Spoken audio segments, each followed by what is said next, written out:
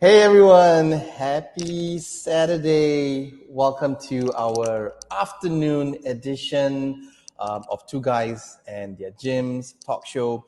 Today we're doing a little bit of a Q&A with some questions that we had come in. Also, of course, we are open to any questions that you want to post up live today.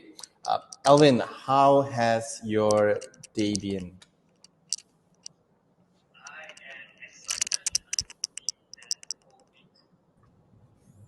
I am excited. I think the whole week is just amazing leading up to today's episode of episode 70.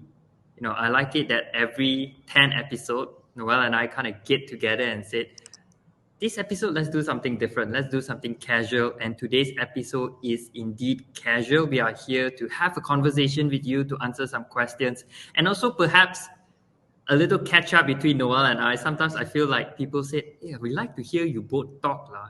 They miss the show and tell. I was just having a conversation that day. They said, "Bring back show and tell." We will consider that show and tell segments where we show you something and tell you a story behind it. But I'm really excited to be here. I see that we have new faces. You are tuning in to our, I would say, almost weekly or used to be weekly show. Noel and I are trying out a different timing so that we can meet different people or perhaps answer different sets of questions, appearing different hours to our friends that are in Malaysia and outside of Malaysia. And we invite you to comment any questions that you have for us in the comment below. And today's episode is all about that. Yeah, so just to get to know all of y'all who are here, whether you're watching this on Facebook or LinkedIn, or if you're watching this on Instagram, let us know where are you streaming in from. And the question for today is, how do you like to relax at the end of a long day? Maybe you're a student, or maybe after work, or whatever it is. At the end of the long day, how do you like to relax? So comment below, type in the comments, where are you streaming in from? Let us know. We want to get to know who's watching. And we want to know, what do you like to do at the end of a long day? How do you like to relax? There's so many ways we can relax. How about you, Alvin? Tell us, where are you streaming in from? And what is that one thing you want to do when you get home after a long day at work? Yes, I'm streaming in from Kajang, and the one thing I want to do, or my favorite way to relax, is just prepare for bed. By the time I head home, it will be late at night, and I just want to take a shower and head straight to bed. I feel that sleeping or sleeping on time is my way of relaxing, recovering, and to me, getting at least 6 to 7 hours of sleep is my way of relaxing for the next day. I know that I can listen to music, watch some videos. I know that I won't be getting enough sleep if I do that. And that's the danger, because I've tried like scrolling through Facebook, Instagram. The thing is, I intend for 10 minutes and in never 10 minutes. No, I always scroll, lead to the next thing, leads to the next thing, and it eats up my sleep time. So I put my phone away and I head straight to bed. And that is my favorite way of relaxing. That's a good one. Such a disciplined way. And of course, coming from one of the most disciplined people I know, Alvin, of course, I'm not surprised at his answer. So if you're watching this right now or watching this later on, comment below. Let us know, where are you streaming in from? We are reading your comments. And we want to know, what is your favorite way to unwind and relax after a long day? I'll go next. How about yours, Noel? Yes. I'm streaming in from Kuala Lumpur, TTDI. From my gym at the Daily Muscle Lighthouse. And my favorite way to relax, and it's not the best thing ever, but it's really just to sit down on the couch or the sofa and to have no agenda, to do nothing. It could be TV, it could be on the phone, it could be just with the dog, but it's really no agenda. Back home, had my shower, had my dinner, and I just want to sit down with no agenda. And in other words, kind of laze around on the couch. How long would that be? Do you give yourself a time, or is just go with the flow? No, that's the thing. I don't really give myself a time. It could easily be like 45 minutes to an hour maybe, but it's really switching off. Like, I wouldn't even reply WhatsApps, even if I see a notification come in. I have my notifications off, so it's like I don't need to see it, right? Because it's not urgent. If it's urgent, people can always call. No emails, nothing. So that starts the unwinding process of getting to bed. And for how long that will go on, it can go kind of long if I don't have an early start the next day. My next day starts at 10. I might go a little longer. Just really enjoying chilling out and just having some kind of like me time. Yeah, so nighttime normally you see me posting stuff on IG story, like Kiwi's next to me, Kiwi's running around because I'm actually sitting there with no fixed agenda. So you'll see some of that, and yeah, not the best thing to do. I think it's amazing, Noel. I think that when you create moments like that, that is your example of me time. They said it is moments that you have no agenda that sparks your creativity. You know? That's true. So that's the time when you get a little bit more creative. You think of other things because you don't have any other things in your mind. Like sometimes I find that it's something that I lack in because I always fix something and I always look like what's next. Whereas when you just zone into that moment, wow, you're at your peak self. And that's why I love all your IG stories, Noel. I love it. I get too creative at night. Okay, let's just see some of the comments coming up. Thank you all for tuning in. If you're just coming on, comment below. Let us know where are you streaming in from and how do you like to unwind at the end of a long day. We have Claire with us streaming in all the way from San Jose, California, right? She is California. And Sumita saying that she likes patting Leia. Leia's your dog, right, Sumita? Yes, I believe so. Okay, that's a dog. So a pet involved there. And she also said she likes to read books while listening to songs and petting Leia at the same time. Okay, now I got it. That's a lot of things you're doing there, but it's also like doesn't sound like as much of an agenda there. Just being able to unwind. I like that. Thank you for sharing, Sumita. The rest of y'all, let us know, how do you like to unwind after a long day at work? Yes. I asked this question to some of my clients yesterday, and I was hoping, this was a night class, right? I was hoping that they would say like, oh, yeah, work out at Daily Muscle. Like, no, that's not what they said. One person said that he likes to unwind by actually working out. The rest of them all said that they want to just go home and do nothing. Like almost majority of the class said that, and same with me as well, right? So I think everyone's just doing so much throughout the day that it's important to, like Alvin said, there's not to carve out that time, and in fact, I think the more that we don't have the time, all the more we have to make the time to carve out some rest there for us. Yeah, just thought I'd share that. Yeah, love that. Well, thank you all for tuning in today. If you are watching episode 70 with Noel and Alvin. This is indeed our close to weekly live show, talk show. We usually have topics and we open the floor for question and answer. Today, we're keeping it really casual, keeping it more personal to you. So if you have any questions that you'd like to ask us about training, nutrition, fitness, business, lifestyle, or anything, we invite you to comment below. Post your comment in the question mark box in Instagram and on Facebook and LinkedIn. Just post your question below and we'll pin it up. Noel and I will spend the next 30 minutes going through some questions. And we already have 3 questions in, Noel. Should we straight away get into it? Oh, sure.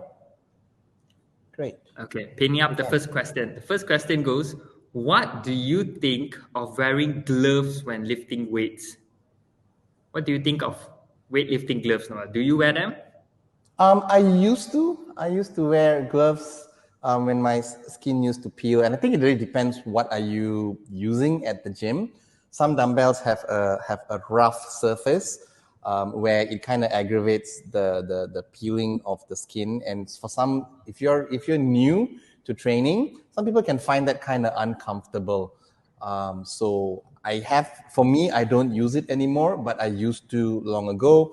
But to be honest, I think when I say long ago, like 15 years ago, when I was first going to the gym, it was like part of, you got your shoes on, you got your workout t-shirt on. The next thing is like, what do I need? Oh, I need gloves. Like, so it was more, that was for the real reason. I think most people were doing it. Here at my gym, a lot of my clients actually don't. or some of them when they're going to lift they're going to lift a really heavy lift with the barbells, and then again, if it's going to, some of them find better grip with the gloves. It's just a matter of personal preference. So when people ask me here at the gym also, like, do we need gloves? I said, you don't really need to.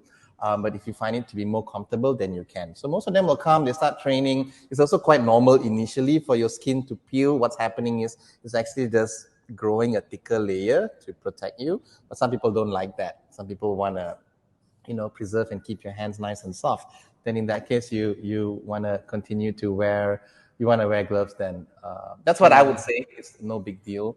Really depends on the training that you do also. What about you, Elvin? What would you say? I would go along the same line. I would say that if you don't mind some calluses, developing around your palms, then don't wear gloves, because when you wear gloves, you kind of rely on it. Like you're doing heavy deadlift, for example, and you've been wearing gloves since day one. And on one of the days you forgot to bring your glove and you try to lift the same heavy weights, you find that you are unable or you struggle to lift the same amount like previously, because without the gloves, you kind of depends on the glove. So if you don't mind calluses, I strongly encourage just go barehand. It may be a struggle in the beginning, like Lowell mentioned, you develop because your skin is fresh and new. But over the next few weeks, you kind of get into it. And once you get that, I feel that training bare hands is still one of the most effective way to improve your grip strength.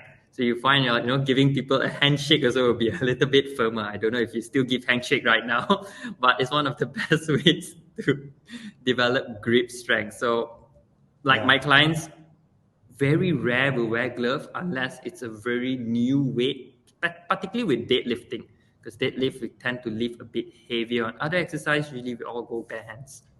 What about your female clients, Elvin? Do you find that they also are okay with not using gloves? Most of them are.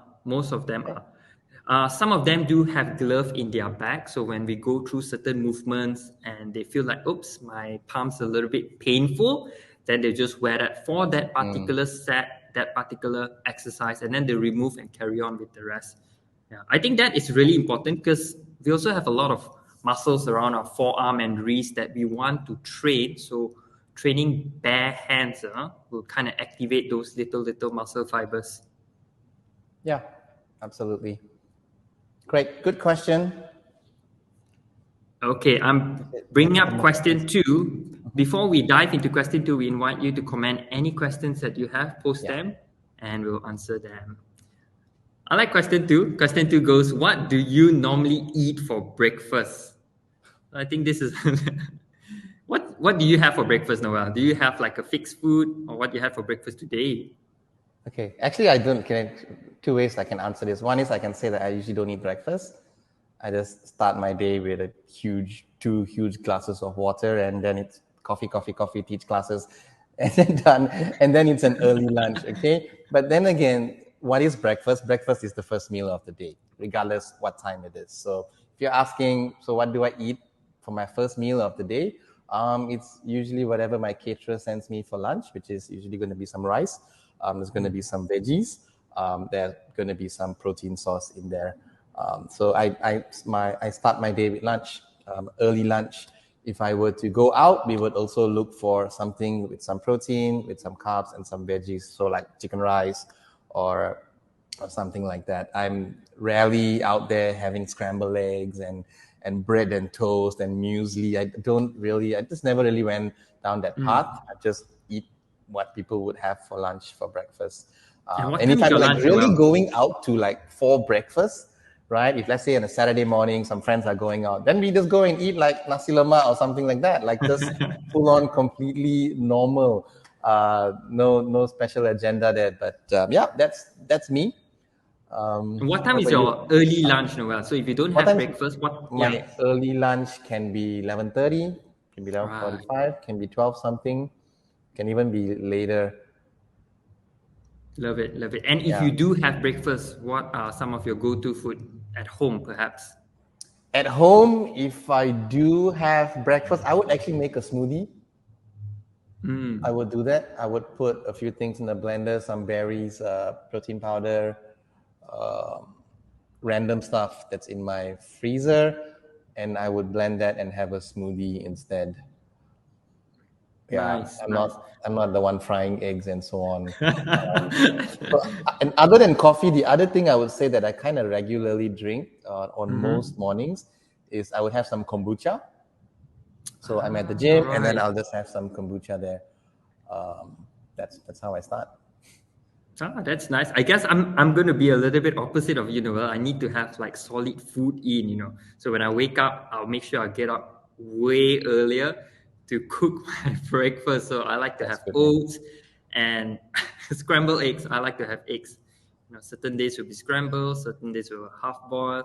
But oats and eggs are my usual go-to. I have them like 5 to 6 times of the week, at least 5 to 6 days breakfast of the week, and that is staple. If you look at like my pantry, it's all oats. And how do you make your oats? Are you like boiling them, or are they instant oats, or do you do overnight oats? How do you? At the moment, it's overnight oats. So I have raw oats and I soak it with sometimes almond milk or sometimes just water, depending on the toppings that I have. If I have like more berries, then I'll just soak it with water. If I got no fruits, then I'll soak it with milk to give it some flavor. So in the morning, it's convenient to just like take that and add whatever is it that I need on top. And then I have my protein at the side. Protein usually and always will be some sort of eggs, some version of egg. Yeah, so that is my go-to breakfast. I find, Noel, if I don't eat breakfast, I'm going to get really hungry at about like 9, 10 a.m. And that's just halfway through my morning, Yeah. And then on lunchtime, my stomach will be making a lot of noise. I think I need the extra calories also. Yeah, no, and that's your routine. And I think it's fine. If I were to do, if my routine was different, for example, like the other day when we did the run, right, the half marathon, right? Oh, I made sure I had my breakfast. I had overnight oats. I had it in the fridge. I ate that. I had my coffee. I drank lots of water before. I made sure because it's important, right? So breakfast is important. If you're going to train, if you got something up. But for me, if I'm just sitting and replying emails, and if I'm just only going to go for a walk, and if I'm only just teaching a few classes, I usually don't, and I save my bigger meals for later on. Love that. I love that you put that, sometimes we can structure our meals around how our lifestyle, our routine is. I think that's really, really important. So great question. I like that you asked, the question is really general and kind of get to know a little bit about our breakfast. And now we know that Noel don't have breakfast, so we ajar him out for lunch and dinner. Correct. Much better. I will still go for breakfast, but then that messes up my lunch then. Because I would have eaten something, and then at lunchtime I'm not hungry, and I'll be like, I don't need to eat if I'm not hungry. So that's just me now. That's just me. Great, good question. There's a question on Instagram. I'm just gonna read it. I don't. Maybe we can take this. So Sumita saying that her calves are very sore. Not sure if it's because of that 21-kilometer run. How do I unsore it? How do you relieve the soreness? Good question. I'll tell you what happened to me after the run. I actually had zero soreness in my calves. And I did something which I've never done before, which is I have one of those massage guns. So before the run, I used it on my calves, my whole leg. And after the run, multiple times, I was just really using that gun on the calves and everywhere, my whole lower body. And the next day, no soreness. I was shocked. It had to be the gun. I don't think I ate anything differently. Yeah, so that worked for me. So maybe the next time you run, you could try foam rolling. If you don't have a massage gun, that's okay. You could try foam rolling and just really any forms of active stretching dynamic stretching that you could do, and keep that up for a while after running, because it's so tempting to just sit down and want to do nothing for the whole day after that whole run. I think that just makes it a little worse. What would you say, Alvin, to help with? I just want, before I answer Sumita's question, the reason why you're not sore, Noel, because it's just 21. I'm looking for 30 kilometers for us, so stay tuned for that. What do you mean just 21? It's like no soreness at all. Noel's like up and going and drinking his coffee the next morning. Life goes on. Me and Sumita were here like, why do we do this? I'm just kidding. But Sumita, runners do experience soreness in the calf because a lot of landing. So when runners land, when you land on the forefront of your feet, that kind of activates or put extra stress on your calf muscles. And when you do longer distance, it means more repetitions, more steps. So you are going to feel soreness on that. 100% agree with Noel. The first thing to do post-run or over the next few days after your longer run is to stretch your calf. So static stretching post-run is one way to go about it. Another thing you can do is like what Noel shared about trigger point. You can use a foam roller, a tennis ball, an ice bottle, a wood to just roll your calf to release tight muscle knot.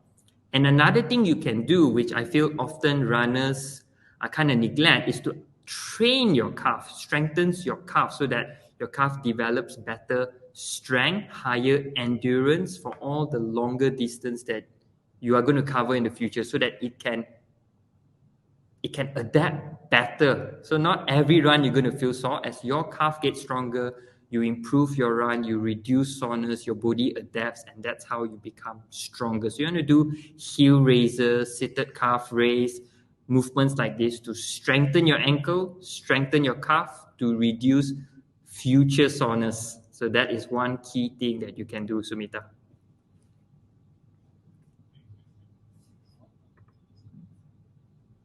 So Noel, you are muted on StreamYard. Sorry. I was There we asking, go. I'm wondering if Sumita is still sore from the run we did 2 weeks ago. It's that because that's a very long time. So she's adding on to a question to say she only did stretching. That won't help. It will help, but I think really you should try exploring foam rolling. Just go Google foam rolling for post-run recovery, and you're going to see certain routines, where to place your foam roller, what are some of the foam rolling movements that you can do. You don't have a foam roller, you can actually use a rolling pin even. So you can even Google that and use rolling pin, foam rolling recovery for runners, and you'll find a whole bunch of things that can help. Okay, great. Thank you for asking that question. We had another question, right, Alvin? Yes, we do have another question. For those who are tuning in, we invite you to post any questions, and we will try our best to answer. If not in today's live, we'll answer them in the upcoming episode, because I know some of you watch this episode offline, so it could be a few days back. So feel free to post your questions below. Noel and I always get notification of your questions. So our next question is, should I be worried about weight gain or my weight rebound after my fitness program? Should I be worried about gaining the weight back after my fitness program? So I'm guessing the person starts a fitness program and then is concerned of gaining weight. What do you think, Noel? Yeah, I think it's a very valid concern and fear that people have, because I think sometimes we look at joining the gym or starting a home workout program, we look at it as something temporary. I come here, I do something for a while, and then I go back to my previous routine. The thing is, fitness isn't like that. Fitness is actually something that we hope that you start and you get stronger and your fitness improves. If your body is feeling better and you are feeling better, you're getting stronger, you're improving your lifespan, all these benefits, why would we want to stop that, right? So that's really the way we should think of, because if you view it as something where I'm going to go here, I'm going to work out and diet to lose weight for my wedding, for example, and then after that you fit into your dress, and then you wedding's over and you don't go back to the gym and you go back to how you were eating, of course the weight will come back.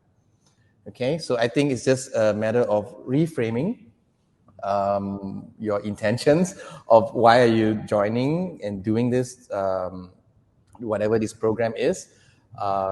If it's just for short-term fat loss, then of course, if you stop all your activity, you become sedentary again. And if you eat the same way that you used to, which got you to gain that weight, you are certainly going to rebound. You're going to get that weight back, right? So I like to encourage my clients, especially who come sometimes for 3 months membership or they start something, to once you build that momentum, right? You're seeing progress, you're getting stronger. Just keep that momentum going. It's so much easier to maintain a routine and to keep doing what you're doing than to start, stop, right? It feels like such a huge effort just to start again.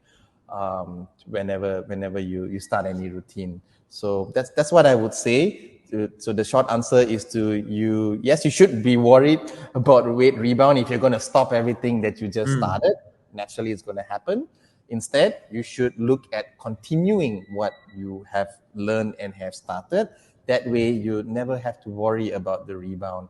And it's really just finding how you can fit fitness into your routine and your lifestyle to make it a habit for life.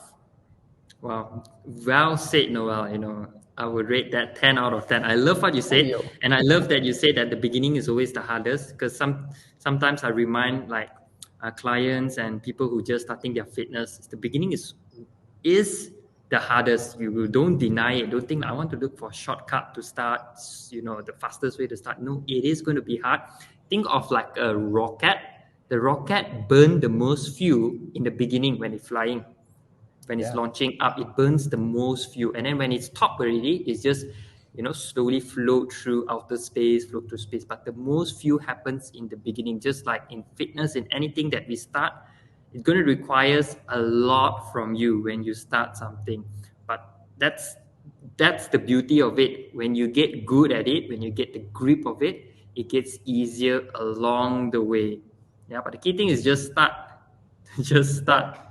And here's a tip: don't start on the 1st of January. Start in the middle of December, or start in December. Start in December this year, right? If you haven't started anything, so that when it comes to the 1st of January and everyone else is starting and going through all that momentum, you have already got the ball rolling and you are just achieving so much. Try that instead. Right. Start in December. If you start a campaign, start in December. December is the new January. December we start giving promos. Say no promos on January. The gyms and students, we are the first one that giving promo on December. People are preparing for Christmas, we are there already. But that's how it should be. The best time to start is literally right now. If you are contemplating, if you know someone, your friends, your family are contemplating or have been talking about it, I want to join a gym, I want to look for a trainer, I want to. You remind them, you tell them that, hey, the best time to start is now. Yeah. Great. Awesome, everyone. If you're tuning in, this is our episode 70, casual chit chat and Q&A. We had a bunch of questions coming in, which we have already answered. If you're streaming and watching this from now, you can always hang on to our social channels and we will post a recording of this. And that way you can catch up on whatever questions that you missed. We still have another about 10 minutes left on the show. If you have anything you want to discuss, any topics you want us to share our thoughts on, or any questions really, whether it's fitness, it's nutrition, it's lifestyle, or even fitness business, the personal business training, of fitness, PT as well. Let us know. We'll be happy to talk about it and answer questions to answer your questions. Right. And all of our episodes are also available in audio version. So to get all the show notes, past episode, downloadable audio files, head over to, we have a website, that's right, www.2guysandtheirgym.com. Now, the downside about Instagram, when we post our recording, is we can't really attach links to it. So you can't really click anything, in fact, on the caption. So most of our links and resources that we mention in all of our episodes is made available on the Facebook version where you're watching. Some of you are watching this right now, and on our website. Our website is quite complete, so do head over there. If you subscribe to our newsletters, yes, you give us your email, we will send you the show notes of every episode. So do check that out on our website. Awesome. So we'll just wait a few more moments for any more questions to come in. Otherwise, we will start to wrap up. And I want to ask Alvin. Alvin, what's up for you? What's new for you right now in your gym or with your clients? Or are you up to anything that you'd like to tell us about? Well, thank you for asking, Noah. What's new would be on this week, I guess, my charity event that is upcoming in October. is out and running. The marketing team of Unita and YHow, which is Yayasan Health on World, starts to get the ball rolling. So I'll be doing a charity event at the same time, kind of like my next record attempt. And it will be for World Mental Health Day on the 10th of October. So more info will come along the way. So stay tuned on social media.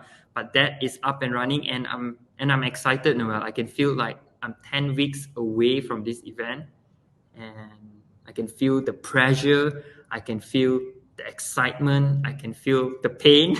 I can feel everything. Tell us about your world record attempt. Is it supposed to be a secret for now, or do we know already? It's out there already. It's going to be a 24 hours kettlebell swing, Noel. So I'm going to swing the kettlebell, the movements, for 24 hours. And if I made the targeted attempt of 15,000 repetition, and with verification, I might be able to set the new Guinness World Record for that. So fingers crossed. Yeah, 15,000 repetitions. Hear that, everybody? The next time I say in the class to do 20 kettlebell swings, and they go, oh, right. 20. I was doing 15. What is it? 15,000, right? 15,000. That's right. Awesome. And this is a public event that all of us can actually be a part of. So yes. I hope that all of you are watching this will stay tuned and see how you can be a part of Alvin's world record attempt for a good cause to raise funds for World Mental Health Day. That's right. So he's doing all those repetitions and all that training, not for himself, but to help others and to create awareness for World Mental Health Day and to let everybody know that kettlebell swings are an awesome movement. Exactly. Love the way you put it.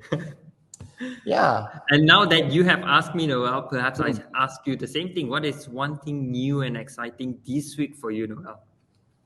I know that you are teaching more class that I'm seeing. So a couple of things actually. One is it's exciting. I enjoy it. I always tell people that it's time consuming, but it's one of those things that after I do it, I feel energized, right? So I'm teaching a bunch of classes, more than I used to before. So for all my clients who come do our programs, or you can get to do a class with me, and not only via private training. Before that, I would only do private training sessions. So now I'm back to teaching group classes. That's one thing. And the next thing that's upcoming is, of course, our round 5 of our 6-week challenge for this year. So every year we run 6 rounds.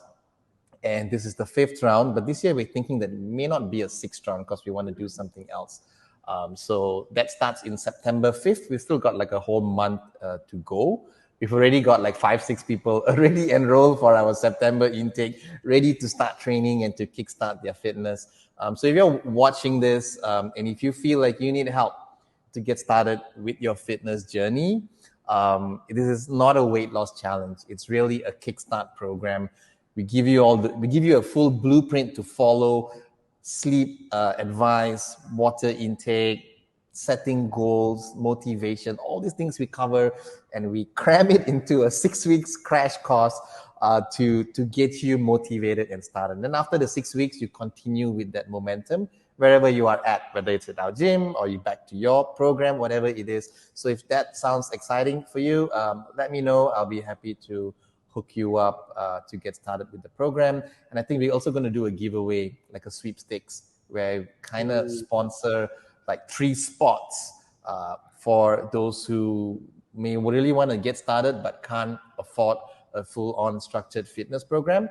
So we want to give away some spots as well. And you're going to post that on social media?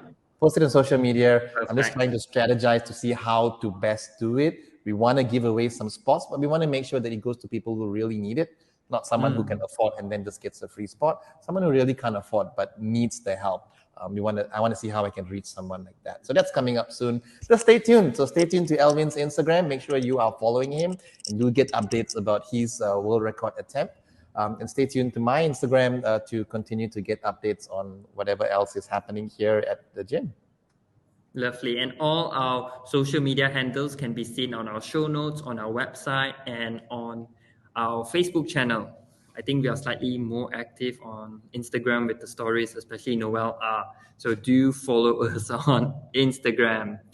With that being said, I thank you, or we thank you for your time, your energy, your comment, being with us on a Saturday afternoon, 3 p.m. It's a new time. We are still exploring this. If you have any comments or feed forward for us, or suggestions, or a time that you want us to be and appear on, do let us know. We love to hear from you, because in the end of the day, this show, it's all about helping you to be heroes, helping you to be an achievers in your life. So do let us know, and we will try our best to meet you or come to you.